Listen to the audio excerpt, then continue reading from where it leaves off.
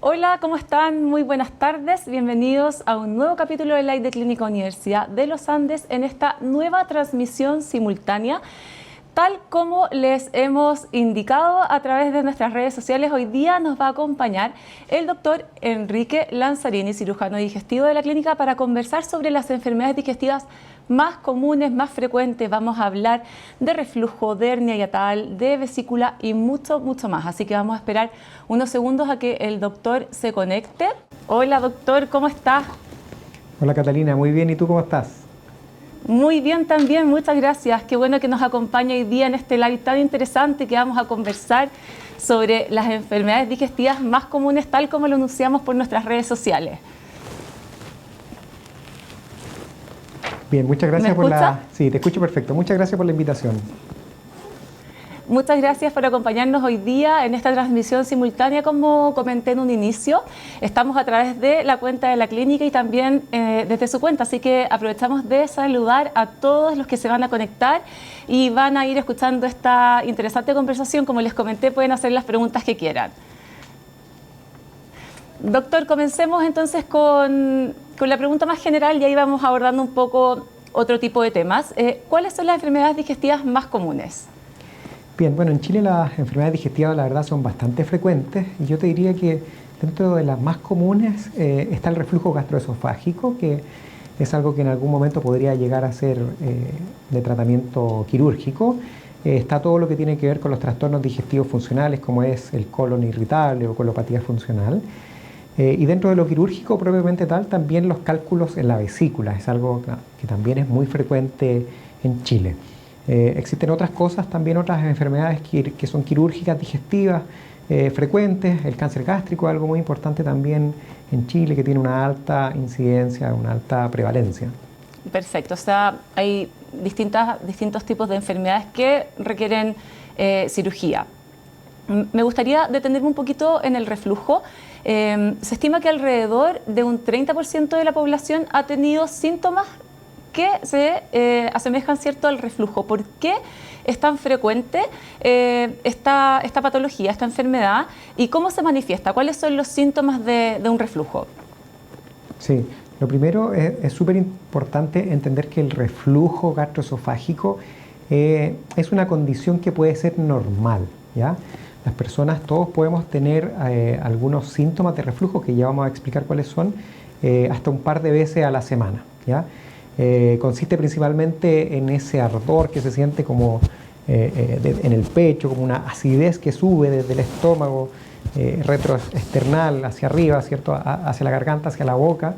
Y también se caracteriza por la regurgitación de alimentos. Incluso hay personas que en la noche se pueden llegar a despertar porque sienten contenido, ¿cierto?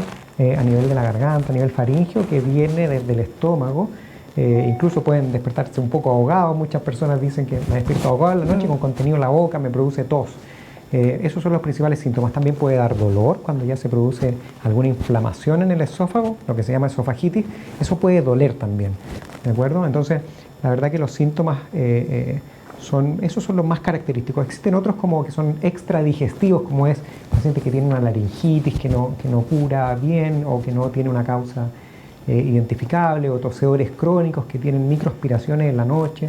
Incluso puede llegar hasta producir una fibrosis pulmonar en los casos más avanzados, en que en la noche en forma continua se producen microaspiraciones a la vía aérea.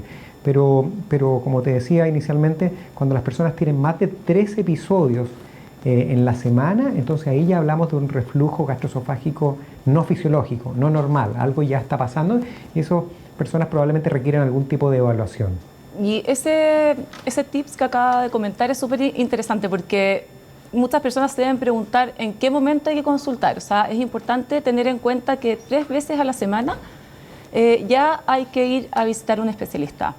Claro, otra cosa que puedo agregar ahí, que es normal si nosotros vamos a un asado, tomamos alcohol, comemos comida bien abundante, bien copiosa, que tienen hartas grasas, por ejemplo, y además nos vamos a acostar, seguro que alguien ahí puede tener algún grado de reflujo y eso es esperable, ¿ya? Eso no quiere decir que tenga una enfermedad propiamente tal, si me pasa muy puntualmente cuando hago algún tipo de desarreglo de ese tipo. Excelente, porque justamente le iba a preguntar por ese tema. Me imagino que existen estos tipos de alimentos que son quizás más altos en grasas, el consumo de alcohol, que podrían favorecer la aparición de un reflujo. Así es, se asocia, bueno, el alcohol, las comidas que son abundantes en lípido, en grasa, las frituras, por supuesto, el café, el chocolate, comidas que son muy condimentadas también pueden producir algún grado de reflujo. Por lo tanto, existen alimentos que lo pueden favorecer, de todas maneras. ¿Y es común que el reflujo aparezca en alguna etapa de la vida o no tiene edad? ¿Puede aparecer en la juventud, en la adultez? Sí, en general el reflujo gastroesofágico va apareciendo, digamos, con el tiempo y va increciendo desde el punto de vista de la magnitud.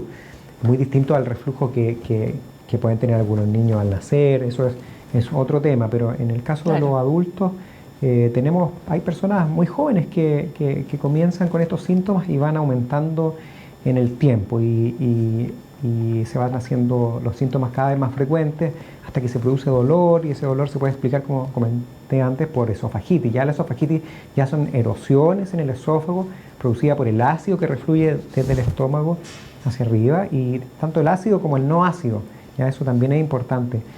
Incluso lo no ácido puede dañar tanto o más que el ácido. Y esta patología que comenta la esofagitis también requiere cirugía, ¿cierto?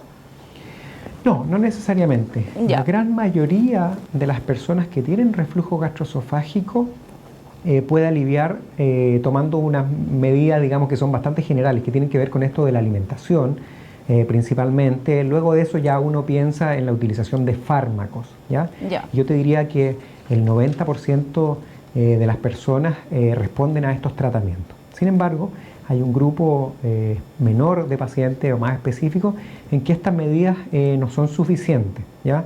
Son personas que pese al tratamiento médico óptimo, incluso con fármacos en dosis altas, persisten con los síntomas o se alivian en forma parcial o desarrollan ya complicaciones del reflujo, porque el reflujo gastroesofágico en el tiempo puede producir algunas complicaciones. Las principales son las erosiones, como la esofagitis. ¿Ya? Esas esofagitis pueden llevar a una estenosis, o sea que se produce una estrechez a nivel del esófago y eso va a dificultar después la alimentación. Es cuando la esofagitis, la inflamación del esófago se perpetúa en el tiempo, pero también esta esofagitis mantenida en el tiempo puede producir otras cosas como lo es el esófago de Barrett, que es una metaplasia intestinal en el esófago. ¿Qué significa esto? Básicamente son células del esófago que se transforman en células de intestino. El esófago habitualmente recibe alimento, saliva, ¿cierto?, que va pasando hacia abajo hacia el estómago y hacia el intestino. En cambio, el intestino recibe este alimento, esta saliva, pero además recibe el ácido del estómago y la bilis que llega al duodeno que viene del hígado. Entonces, cuando eso refluye el esófago, esas células esofágicas normales empiezan a mutar, a cambiar, que básicamente es un proceso de adaptación que se llama metaplasia. Y esa metaplasia o esófago de Barrett, si la injuria, el daño persiste, en algún momento puede formar o seguir transformándose en lo que se llama displasia. Y ahí es donde hay que poner mucha atención porque ese es un estado, entre comillas, como precáncer, que ya tiene un riesgo un poco mayor a poder desarrollar un cáncer de esófago. Perfecto. Doctor, nos están llegando algunas preguntas que me gustaría compartir con usted, entre ellas la de Rodrigo. Es bien interesante esta pregunta, fíjese, porque pregunta cuál es la diferencia entre reflujo y acidez. ¿En qué se distinguen? Sí, en general el reflujo, como dije antes, se refiere al paso del contenido de lo que está en el estómago hacia el esófago, ¿ya? Y eso se puede manifestar por acidez o ardor detrás del esternón, de este huesito aquí en el pecho arriba, ¿ya? Y esto tiende como a subir, ¿ya? Eso es básicamente la acidez, que en términos médicos se llama pirosis, por si lo leen por ahí. Eso es básicamente esa acidez, ese ardor que sube, ¿de acuerdo?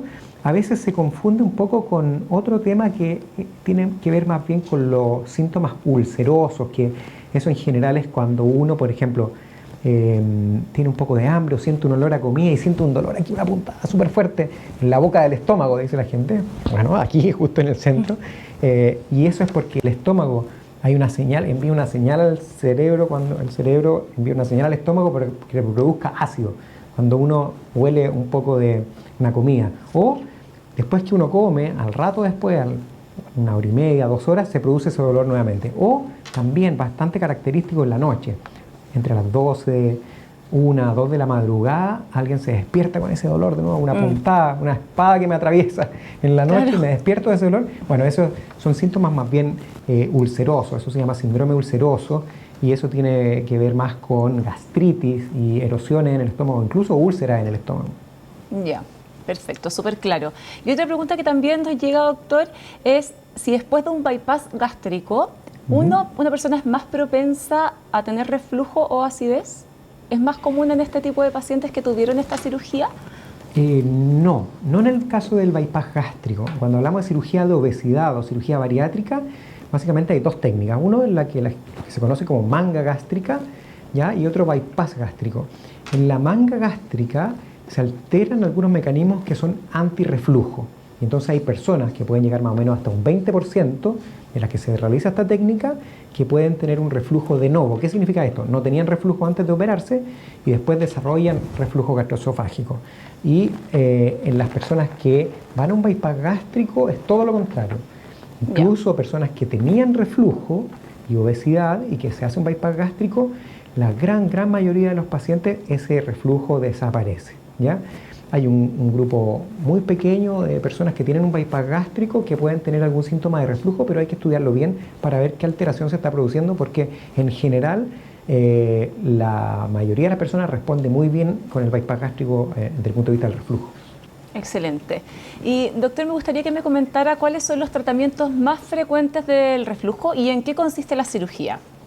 Sí, como mencioné antes, lo más frecuente, bueno, son las medidas generales desde el punto de vista de la alimentación, o sea, hay que evitar todos los alimentos que producen reflujo, o sea, el ser fumador, el alcohol, por supuesto hay que moderar el consumo, y todos los alimentos, como mencioné, los alimentos cítricos, muchas personas el tomate, etcétera, el café, el chocolate. Entonces esas son las cosas que hay que evitar. Por supuesto hay que ser bien ordenado para comer en los mismos horarios durante el día, no tomar bebidas gaseosas o muy heladas con la comida, todo ese tipo de cosas. Eso por un lado. Luego vienen los fármacos. Los fármacos en general se basan en disminuir el ácido del estómago. Y ahí está el omeprazol y todos sus medicamentos derivados que son más o menos potentes, ¿ya? Y luego de eso vienen otros medicamentos que ayudan un poco a la motilidad, para mejorar la motilidad del esófago, del estómago, para evitar el reflujo. En general la gran mayoría de las personas responde a eso, pero hay un grupo que puede requerir una cirugía. Y para eso, en general, lo que hacemos quienes nos dedicamos a esto es que se hace un estudio bien dirigido para medir la magnitud del reflujo, para medir si se está produciendo alguna complicación, que es las que mencionamos previamente, y para medir la magnitud. Cuando ese reflujo es severo, nosotros llamamos reflujo patológico, o sea, hay una enfermedad por reflujo gastroesofágico, ya va más allá de lo normal, entonces en esos casos la cirugía puede ser el mejor tratamiento, ¿ya? Hay evidencia científica actual bien buena que compara el tratamiento médico versus la cirugía en estos pacientes específicos y esta evidencia ha mostrado que es superior la cirugía antirreflujo en estos casos que son bien estudiados, bien específicos. ¿Y la cirugía tiene un buen pronóstico? ¿Luego a los pacientes les cambia considerablemente la calidad de vida? Sí, en general la cirugía mejora mucho la calidad de vida porque los síntomas tienden a disminuir o desaparecer. Lo ideal sería que pudieran desaparecer. Sabemos que a 10 años hay un 20% de los pacientes que pueden volver a tener síntomas. Sin embargo, es importante entender que pasaron muchos años sin síntomas y con buena calidad de vida y que los pacientes que fallan de la cirugía, bueno, se pueden utilizar medicamentos para aliviar también los síntomas. Ya. Y ahora me gustaría también ahondar un poco en la automedicación, porque hay muchos pacientes que cuando tienen reflujo toman omeprazol o pastillas también para la acidez. Entonces me gustaría detenerme un poco en eso y que nos cuente cuáles son los peligros que tiene esta automedicación, que en muchos pacientes es bastante prolongada y puede durar mucho tiempo. Sí, a ver, me gustaría tocar ese punto en dos cosas principalmente. Uno, la automedicación con estos medicamentos no es buena, ¿ya? Y no es buena básicamente porque sobre todo en Chile, que las enfermedades del estómago son súper prevalentes, ya, o sea, las erosiones, las úlceras, incluso el cáncer gástrico, somos en el mundo de los países que tiene mayor incidencia de cáncer gástrico. Estos medicamentos que disminuyen el ácido gástrico pueden enmascarar otras cosas, pueden, ¿cierto?, hacer que los síntomas, por ejemplo, de un cáncer gástrico se atenúen. Entonces las personas no consultan en el momento que tienen que consultar. Y es por eso básicamente que la receta del omeprazol o sus derivados es una receta retenida, porque si no, la tendencia es automedicarse y, como mencioné, esto puede llevar incluso a enmascarar, a ocultar síntomas que pueden incluso ser de un cáncer gástrico, y los diagnósticos se pueden hacer en forma más tardía. Entonces, por eso es bueno no automedicarse. Ahora, estos medicamentos son súper seguros cuando son indicados por algún médico y cuando se hacen controles con endoscopía digestiva. Yo creo que eso es clave, entender que alguien que tiene enfermedades del estómago, reflujo, hay que hacer ciertos controles endoscópicos. El periodo de tiempo de cuándo hacerlo va a depender de lo que se encuentre y las indicaciones que su médico le va a dar.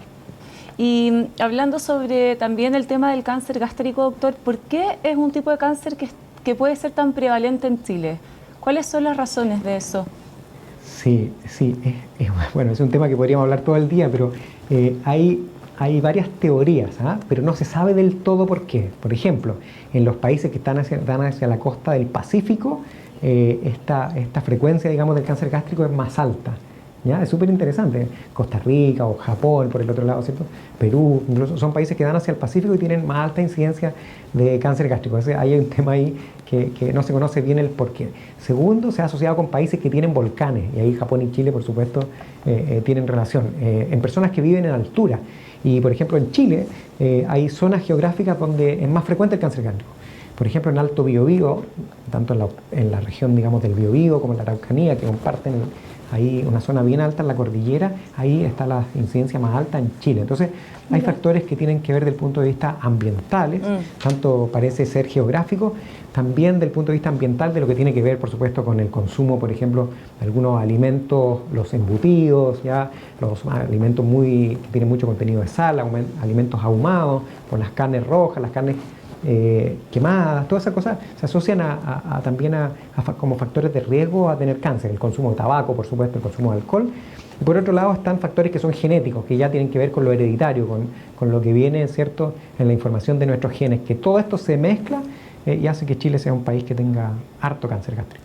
¿Y la obesidad y el sobrepeso pudiesen incidir o son...? Sí, es una pregunta también súper buena, porque hasta ahora o hasta hace muy poco el factor de riesgo más frecuente para todos los cánceres es el tabaco, ¿ya? O ha sido el tabaco. Sin embargo, está bastante estudiado que la obesidad va a desplazar muy prontamente al tabaco como el principal factor de riesgo para cáncer. Y es la obesidad, digamos, la que se va a transformar en el número 1. Así que obesidad y cáncer van de la mano, y es algo que también en Chile, lamentablemente, somos campeones. Incluso pasamos a México y Estados Unidos, que tienen mucha obesidad. Nosotros ya los pasamos en Chile, así que hay un tema también ahí muy relevante. Claro, y lamentablemente la obesidad y el sobrepeso no solamente es algo que pueda darse con mayor frecuencia en la adultez, también hay muchos niños que ya se ven con sobrepeso y obesidad. Sí, eso también, claro.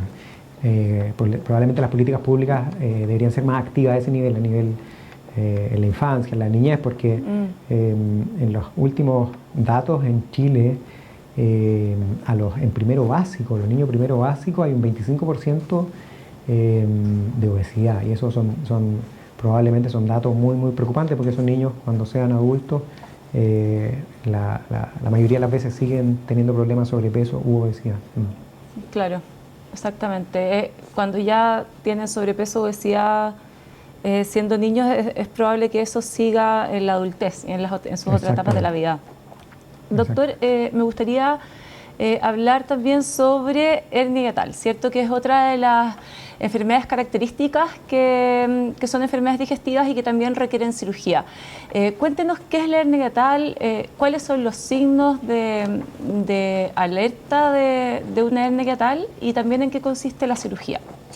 Sí, Las hernias hiatales, igual que una hernia en otra parte de la pared del abdomen, como por ejemplo en el ombligo, cuando aparece un porotito en el ombligo, ¿cierto? Y uno se toca algo que se va, entra y sale, cuando llevo fuerza sale. Bueno, la hernia hiatal es básicamente lo mismo, es contenido de dentro del abdomen, que en este caso es el estómago, que pasa por un orificio, en este caso es el hiato, que es el orificio por donde el esófago atraviesa el diafragma, que nos divide en tórax y abdomen, pasa hacia el abdomen, por ese orificio se abre, hay una presión positiva dentro del abdomen y en el tórax es negativa, entonces el estómago tiende a subir por este orificio y se va hacia el tórax. Eso es una hernia hiatal, ¿ya?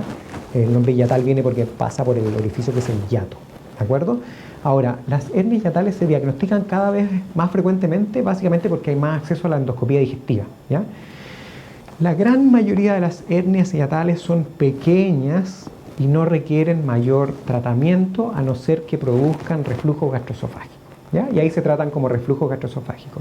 Sin embargo, hay hernias hiatales que son de mayor tamaño, ¿ya?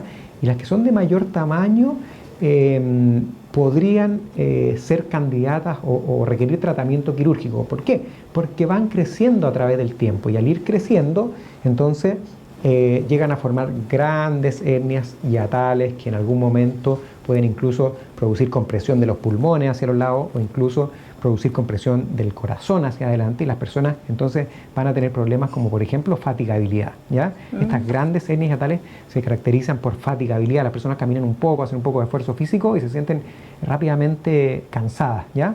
Pueden producir anemia, el 30% de las personas con hernias hiatales grandes tienen anemia, ¿ya? Pueden producir una tos crónica, fibrosis pulmonar por microaspiración, incluso neumonía, ¿ya? Por lo tanto, las grandes hernias hiatales, el tratamiento es quirúrgico, ¿ya? Esas son todas, o casi todas, son sintomáticas y no solo tienen síntomas de reflujo, sino que hay que buscar otros síntomas, como los que acabo de mencionar. Ahora, cuando son hernias hiatales pequeñas y tienen reflujo, se tratan médicamente con todas las indicaciones de la alimentación y con fármacos, y cuando ya hay una enfermedad por reflujo, como mencioné antes, ya patológico, que ya una enfermedad bien severa, ahí pueden ser también quirúrgicas.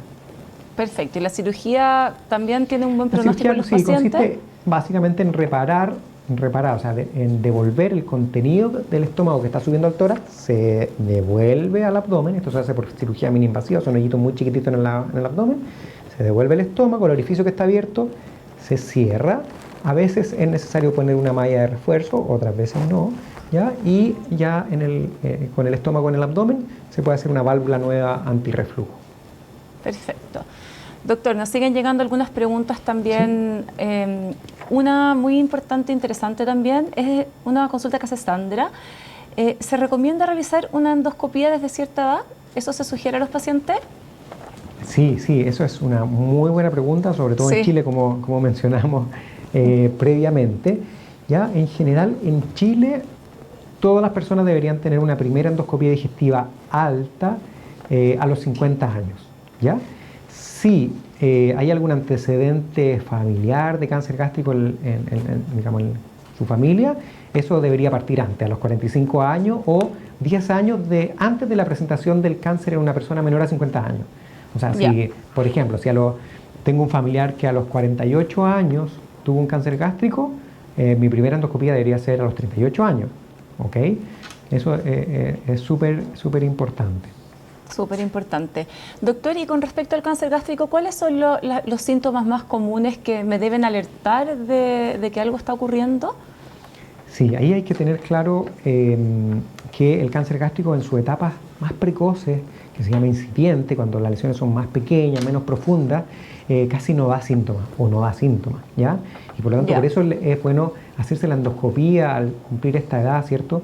Para poder ir a detectar lesiones que son más tempranas, más precoces, porque esa es la única forma o la mejor forma de poder curar a alguien de esta enfermedad que muchas muertes causa en Chile, ¿de acuerdo?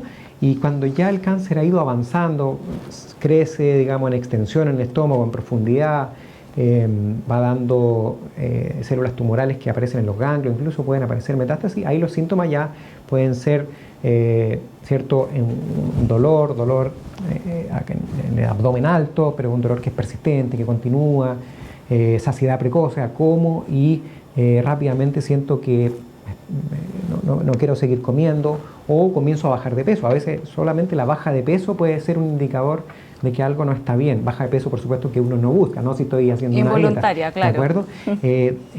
Las deposiciones que nosotros llamamos melena, que es hacer caquita, pero una caquita que es pastosa, negra, de muy mal olor, eso es igual a un sangrado digestivo que puede venir del estómago.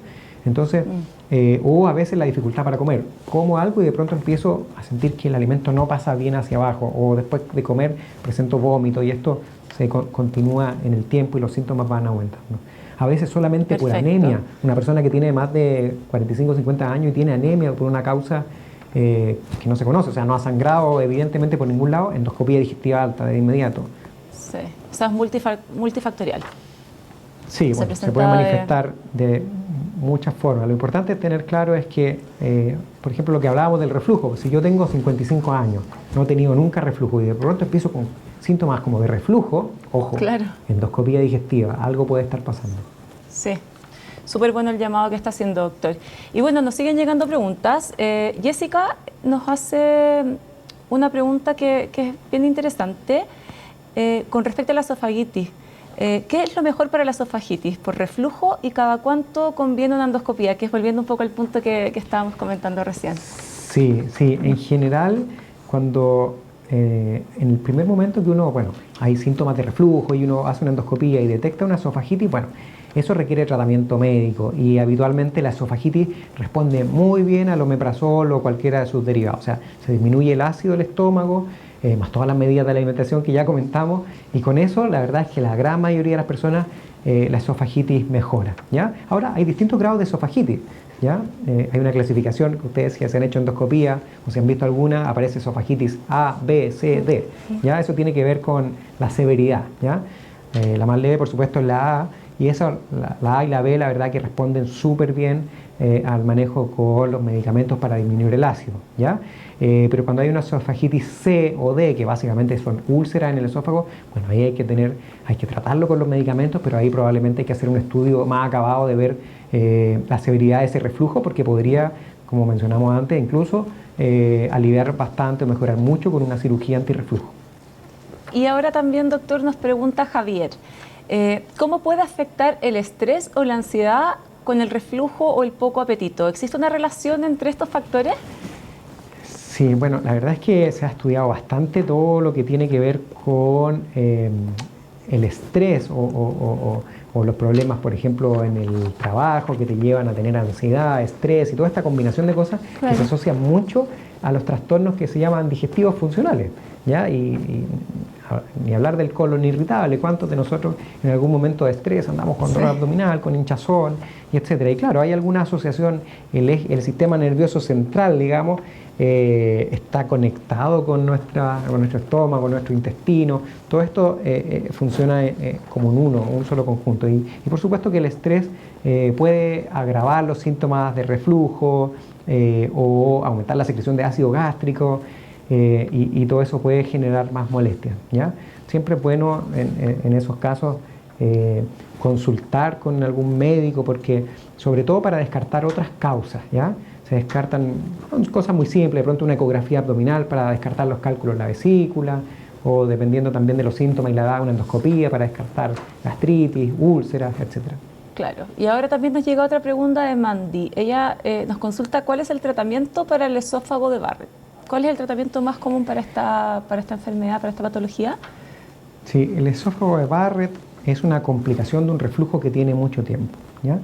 Es bien característico que personas que tienen reflujo por muchos años incluso, en un momento determinado, como que estos síntomas como que caen, como que disminuyen. Ya no siento ese ardor que tenía, esa acidez que subía, ya no la siento, pero sigo sintiendo que algo sube, algo se devuelve. Ojo ahí, no vaya a ser que el reflujo haya llevado a esofagitis, la esofagitis por mucho tiempo, y estas células, como comenté al inicio, hayan cambiado, se hayan adaptado, se hayan transformado a metaplasia o esófago de Barrett, ¿ya? El tratamiento del esófago de Barrett es principalmente el tratamiento del reflujo gastroesofágico, ¿de acuerdo? Ahora, cuando hay un esófago de Barrett, amerita un estudio dirigido de este reflujo para ver la magnitud, la severidad, y eso se hace básicamente el examen que lo indica es la pH-metría 24 horas, que por supuesto acá en la clínica tenemos todos los exámenes para estudiar bien un reflujo, la pH-metría, la manometría de alta resolución, que mide la función del esfínter esofágico inferior, que es la válvula antirreflujo, la motilidad, cómo se contrae el esófago, etc.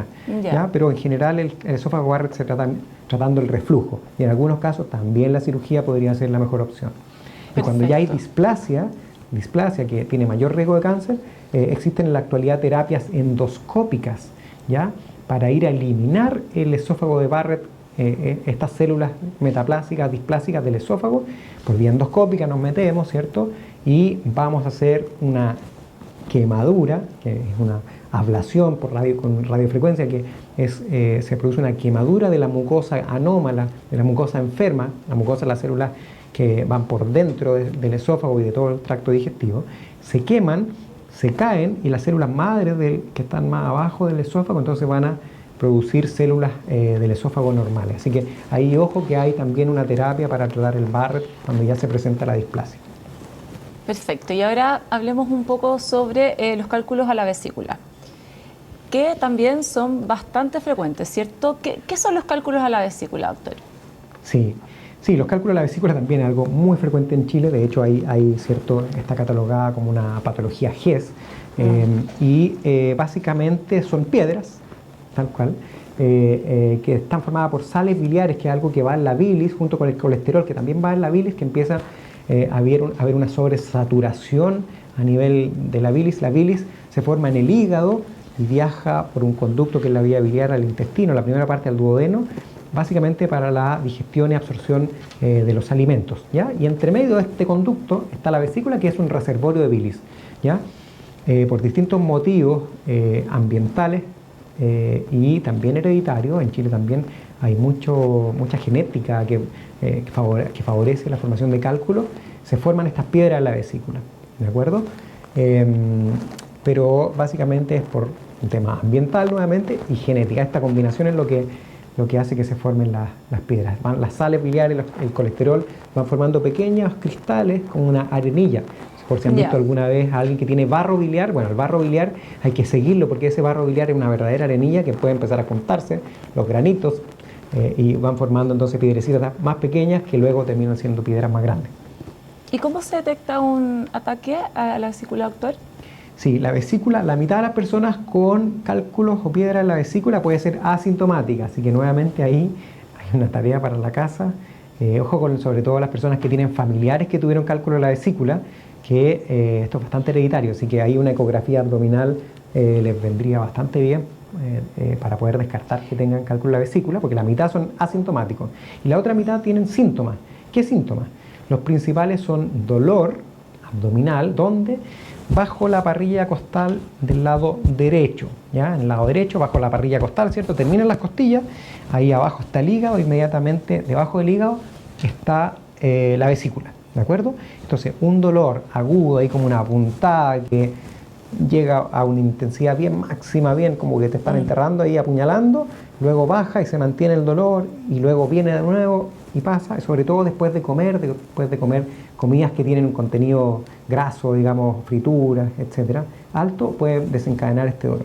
Además de eso, puede producir también náuseas y vómitos. Eso es lo más característico. Y lamentablemente estos cólicos biliares que se llaman, en algún momento pueden, digamos, hacerse más frecuentes, e incluso en un momento determinado una piedra puede tapar la salida de la vesícula, de la bilis, y entonces se genera una inflamación aguda de la vesícula, y eso ya es un cuadro que puede ser más grave y que puede requerir una atención de urgencia. Claro, es un dolor muy intenso. Sí. Doctor, sí, estos cálculos de la vesícula también, cuando son pequeños, sobre todo pueden escapar de la vesícula y tapar el conducto biliar hacia abajo, hacia el duodeno. Ahí llega el conducto del páncreas también. Y si se tapa justo ese nivel, el jugo pancreático se devuelve hacia el páncreas, y entonces las enzimas, todo esto que ayuda a la digestión, a la absorción, ¿cierto?, de los alimentos, las proteínas, empiezan a dañar el mismo páncreas y se produce una inflamación, lo que se llama pancreatitis, que puede llegar a ser un cuadro grave. O se puede generar una infección de la vía biliar. Son varias las complicaciones. Son muchas las complicaciones. Y a largo plazo se asocia también con cáncer de vesícula. Y el cáncer de vesícula en Chile, junto al cáncer de mama, son los dos cánceres más frecuentes, se pelean en el primer lugar en la mujer en Chile. Justamente le iba a tocar ese tema, ese punto, que este tipo de cáncer es una de las primeras causas de muerte, ¿cierto?, por cáncer en Chile. ¿Por qué es tan frecuente, por qué es tan común? ¿Tiene que ver este componente que usted mencionó hace algunos minutos, que este factor ambiental con el factor hereditario es una mezcla que puede favorecer la aparición de este cáncer? Así es, exactamente. Los factores hereditarios son muy importantes y por supuesto lo ambiental, todo lo que conversamos previamente. Ahora, existe una asociación entre cálculos en la vesícula y cáncer de vesícula. ¿Cuál es esta asociación? Básicamente, cuando tenemos una persona que presenta un cáncer de vesícula, el 98% de las veces ese cáncer de la vesícula se asocia a cálculos en la vesícula, ¿ya? Esa es la relación que existe. Y es por lo mismo que en este momento GES, los cálculos de la vesícula en cierta edad, ¿cierto? Básicamente porque para evitar, ¿cierto?, que aparezca cáncer de vesícula a largo plazo, que es otra de las complicaciones, entre comillas, que pueden producir los cálculos de la vesícula a largo plazo. Y usted mencionó hace unos minutos, doctor, que el tema hereditario, ¿cierto?, el factor hereditario es determinante en la operación de cálculo. En ese sentido, ¿hay algún examen que detecte y que yo me pueda anticipar a, por ejemplo, si es que mi papá o mi mamá tienen cálculos, el poder hacerme un examen y poder prevenirlo? ¿Existe ese mecanismo? Sí, básicamente la ecografía abdominal es el mejor examen para ir a buscar cálculos en la vesícula, ¿ya? La ecografía, afortunadamente en Chile, es un examen que se realiza, bueno, en casi todos los lugares, o sea, es de acceso fácil, no es un examen tan caro como otros, como una resonancia, un escáner, etc. Es un examen que es no invasivo, ¿ya? No produce radiación, las personas no se irradian al hacer una ecografía abdominal, por lo tanto, ese es el examen de elección para ir a detectar si tengo o no cálculo en la vesícula. ¿Y cuándo es necesario extirpar la vesícula, doctor? Sí, bueno, ante la presencia de cálculos en la vesícula, teniendo síntomas la persona o no teniendo ningún síntoma, en Chile está indicado ir a sacar esa vesícula para evitar las complicaciones agudas que ya comentamos y para evitar, ¿cierto?, la aparición de cáncer de vesícula. Y ahora me gustaría consultarle a qué señales tenemos que estar alertas, atentos al nivel digestivo para no confundirlo con un dolor de estómago que puede ser frecuente o que puede ser algo que se gatilló por un alimento en específico.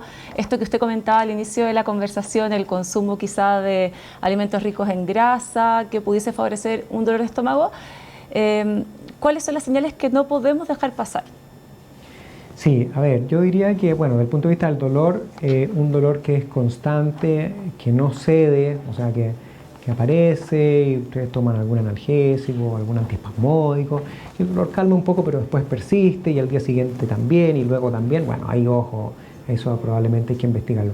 Y otra cosa muy relevante, la baja de peso, ¿ya? La baja de peso, sin ser una baja de peso que uno busque, digamos, también, ahí alerta, aunque sea solo el único signo de estoy bajando de peso y no he intentado bajar de peso, ¿qué está pasando? ¿Está pasando algo? Entonces eso hay que consultar. O algún sangrado digestivo también, ¿ya? Esto de la melena, esta caquita que es como alquitrán, pastosa, hedionda, eso es bien característico de sangrado digestivo, eso requiere una consulta. O que me encuentran una anemia y no sé la causa, eso también hay que estudiarlo. O bueno, cuadros que ya son un poco más evidentes en que intento comer, ¿cierto?, y no me puedo alimentar porque siento que el alimento se queda ahí pegado, o vomito y vuelvo a vomitar, y al principio es con el líquido, después es con los sólidos, y eso va aumentando en el tiempo. Bueno, esos son, por supuesto, síntomas de alerta. O que mi piel o ¿cierto?, mi esclera, mis ojitos se ponen amarillo, o la piel se pone amarilla, o empiezo a orinar bien oscuro, como Coca-Cola, como té. Esas cosas también son signos de alerta que algo podría estar pasando. Ya, perfecto. Y ahora, para ir cerrando esta conversación, doctor, ¿cuáles son las recomendaciones de cuidados generales? Algo hemos conversado de eso al inicio, pero me gustaría que le comentara también a todos que nos están siguiendo en esta conversación los cuidados generales que tenemos que tener para mantener a raya las enfermedades digestivas de las que hemos hablado hoy día? Sí, yo la verdad enfocaría eso de dos puntos de vista. Por un lado, bueno, tener una vida lo más saludable posible, y eso tiene que ver con la actividad física, ¿ya? No al sedentarismo. Tendemos, por supuesto, a ser bastante sedentarios, a no hacer actividad física. Entonces, actividad física, no sedentarismo por ningún motivo. Del punto de vista de la alimentación, por supuesto, tener una alimentación bien balanceada, no consumir en extremo mucho carbohidrato, muchas grasas, siempre ir viendo ese tema de la alimentación lo más saludable posible. No fumar. O sea, fumar en este momento, en la actualidad, para mí, año 2023, fumar es dispararse los pies. O sea, queremos mejorar la salud desde muchos puntos de vista y estamos fumando, entonces no estamos haciendo daño. Moderar el consumo de alcohol, hay que disminuir el consumo de alcohol también, todo lo que se pueda. ¿Ya? Yo creo que eso, como vida saludable, como vida sana en general, es algo que hay que hacer. Y por otro lado, yo diría que lo que tiene que ver con prevención, ¿ya? Y en prevención, las mujeres, la mamografía, ¿cierto? El PAP, todas esas cosas. Y del punto de vista digestivo, como mencioné antes, la endoscopía a los 50 años o antes, si hay familiares con cáncer gástrico en la familia, si hay antecedentes de cálculo de la vesícula familiar, una ecografía abdominal, ¿ya? A los 45 años la primera colonoscopía, si hay antecedentes familiares antes, probablemente desde los 40 años. Y esas cosas ayudan a la detección ya de problemas más serios, incluso a la detección de cáncer en etapas más precoces, que es la única o la mejor forma de poder tratar estas enfermedades. ¿Ya? Y cuando son trastornos, cuando se han descartado estas causas, bueno, ahí uno se queda con los trastornos que se llaman funcionales, el colon irritable y todas estas cosas, y existen tratamientos desde el punto de vista médico, de fármaco, incluso, que pueden ayudar bastante en eso. Doctor, muy claro toda la información que nos entregó, pero sabe que nos siguen llegando preguntas, así que me gustaría hacérselas antes de finalizar. María nos pregunta si los pólipos también son un riesgo, una pregunta que se ha repetido. ¿Son peligrosos los pólipos? Muy buena pregunta, sí, muy buena pregunta.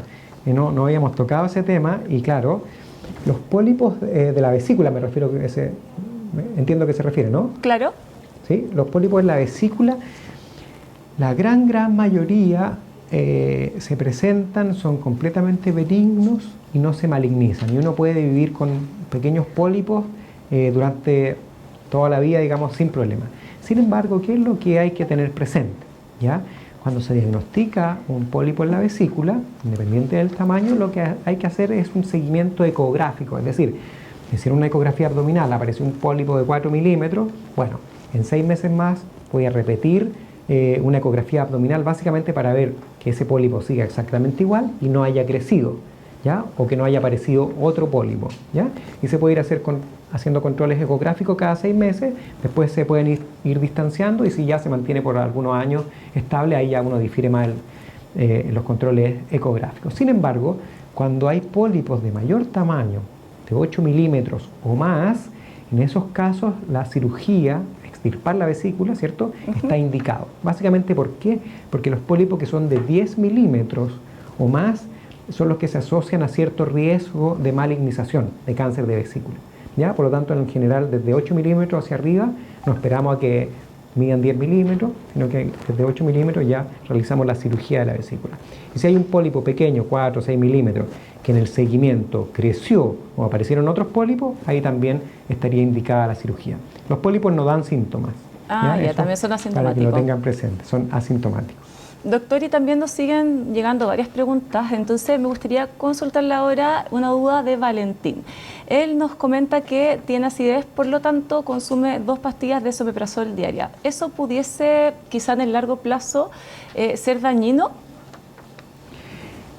Bueno, ahí es que alguien que toma 2 pastillas, digamos, al día, es porque tiene un reflujo ya bien importante, ¿ya? Entonces, en esos casos, ahí uno no se puede quedar tranquilo solamente con mantener el tratamiento, ¿ya? Hay que hacer controles endoscópicos para ver qué está pasando en ese esófago, si hay algún daño o no. Y probablemente, claro, casos que son así que hay que tomar el medicamento, porque si yo lo suspendo vienen síntomas que alteran la calidad de vida. Bueno, esas son las personas que requieren un estudio dirigido de reflujo con estos exámenes que mencioné antes para poder medir cuál es la magnitud real de ese reflujo y si se requiere algo más que solamente el uso de fármaco y las medidas generales. Excelente. Y hace algunos minutos hablamos de los pólipos, ¿cierto?, en la vesícula. Ahora nos consultan sobre los pólipos en el estómago. ¿Son peligrosos también? Bueno, la gran mayoría de los pólipos en el estómago también son benignos, ¿ya? La mayoría son benignos y no se malignizan. Sin embargo, hay algunos pólipos que pueden ser incluso cáncer en la etapa más temprana, ¿ya? O pólipos que corresponden a otros tumores gástricos, ¿ya? Tumores que no necesariamente son cáncer, tumores que son benignos o algunos que tienen riesgo de malignización, ¿ya? Incluso a veces nos encontramos con poliposis múltiple, muchos pólipos en el estómago. Bueno, eso también hay que estudiarlo porque podrían haber múltiples pólipos en el colon también y eso tiene cierto riesgo de malignización, es decir, requieren atención, ¿ya? Pero como les mencioné, probablemente la mayoría de los pólipos son benignos, pero sin embargo eso siempre requiere de estudio anatomopatológico, de biopsias para poder determinar de qué se trata exactamente. Perfecto, doctor. Le agradecemos su tiempo. Esta conversación estuvo muy interesante. De hecho, nos llegaron muchas preguntas. También muchas personas nos dieron las gracias, le mandaron saludos. Así que muchas gracias por esta interesante conversación. Nos hemos dado cuenta del interés. La verdad es que las enfermedades digestivas son bastante frecuentes y es súper importante también aclarar todos estos puntos que acabamos de conversar. De nada, Catalina, que estés súper bien y muchas gracias por la invitación y gracias a todos los que se conectaron. Muchas gracias a usted.